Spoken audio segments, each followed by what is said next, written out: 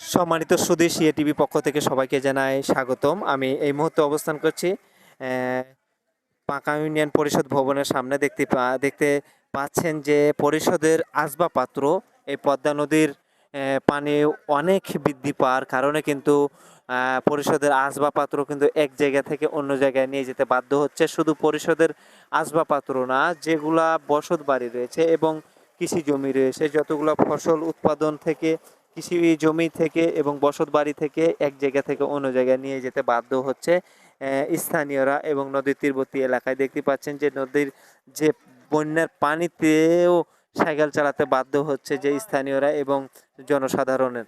আসলে দেখতে পাচ্ছেন যে পদ্মা নদীর পাশে যে একটি সড়ক শাখা রয়েছে, সেই শাখাতে কিন্তু নৌকা রয়েছে। সেই নৌকাতে ব্রিজ না হওয়ার কারণে কিন্তু প্রতিনিয়ত কিন্তু একটি দুর্ঘটনা ঘটে থাকে এই সময়।